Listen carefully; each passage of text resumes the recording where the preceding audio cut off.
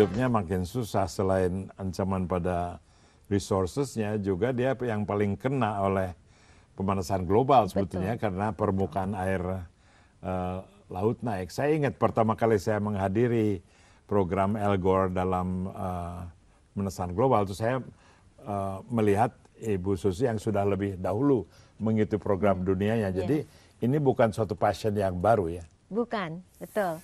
Jadi memang saya waktu menjadi mahasiswa sudah ikut segala macam aktivitas environment.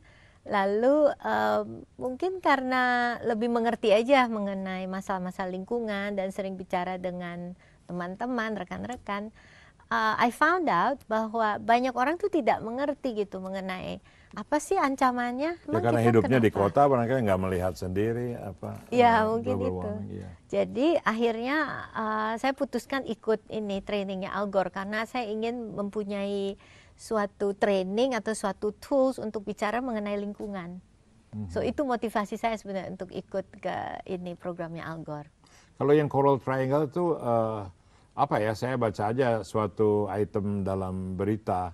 Ibu Susi menyumbang besar gitu pada proyek Coral Triangle. Apa yang dilakukannya? Organisasi yang kami dukung adalah organisasi yang fokuskan diri pada training.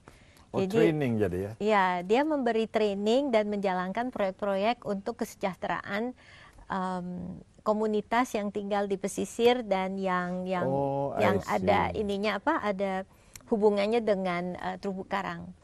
Oh, hubungannya dengan terumbu karang. Apa begitu banyak yang bisa dibicarakan mengenai terumbu karang? Saya termasuk orang yang harus dikasih tahu juga. What's a big deal about terumbu karang? Well, terumbu karang itu untuk Indonesia luar biasa karena di Coral Triangle itu yang dari mana ya? Dari Bali all the way ke Manado, plus mungkin naik lagi ya ke Filipina, turun lagi ke Papua itu. Triangle itu tuh kalau tidak salah, it has the most species of corals in the world. Wow. Ya. Itu yang kita nggak sadari. Di hutan, most species of animals, plants betul. juga coral. Coral. Dan dengan a healthy coral, maka ikan tuh menjadi banyak.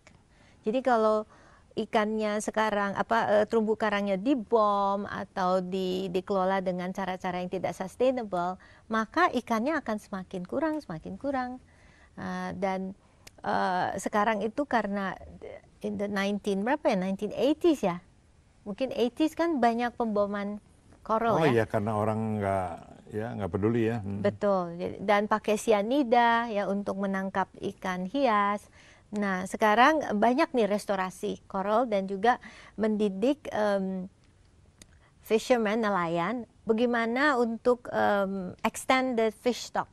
Jadi mereka tuh harus mempunyai certain protected areas. Nah, di protected area yang ada terumbu karang itu, nah itulah tempat seperti nursery untuk ikan. Nah, itu tidak boleh ada penangkapan di situ. Yang boleh ditangkap adalah ikan-ikan di luar situ yang sudah besar. Oh, jadi ada replenishment. Itu satu nursery ya? Iya, itu ada semacam replenishment of fish stock gitu. Jadi Ibu Susi juga terlibat Greenpeace dalam hal apa itu? Iya, saya hanya sebagai ini aja mendukung sebagai board member di Greenpeace Southeast Asia.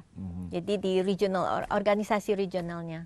Concern utama Greenpeace di Asia Tenggara apa sekarang?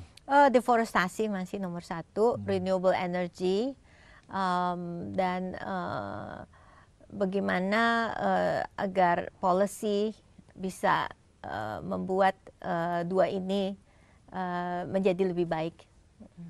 Kalau tadi yang saya sebut Yayasan Ke Hati, betul, itu kan dimulainya tahun berapa ya, 80 barangkali dulu ya, oleh Emil Salim, Ismid Haddad. Sekarang agendanya masih sama, pendidikan, penelitian mengenai biodiversity, atau ada keinginan untuk meluas gitu?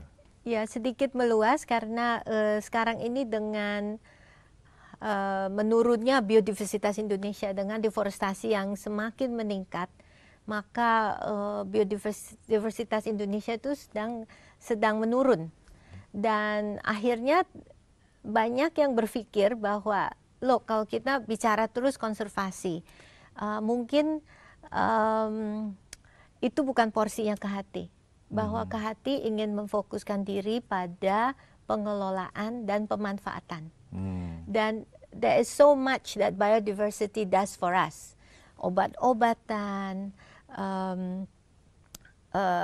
pangan, ya, security, food security itu datangnya dari biodiversity. Karena jika kita hilang spesies dari banyak spesies yang kita ada dan kita hanya menanam satu atau dua macam saja, kalau sesuatu terjadi maka kita tidak akan punya security dari the gene pool, ya, dari a certain grain. Jadi salah satu yang harus kita preserve adalah biodiversity in food. Jadi makanan. Pada level pribadi itu berarti kita harus makannya macam-macam.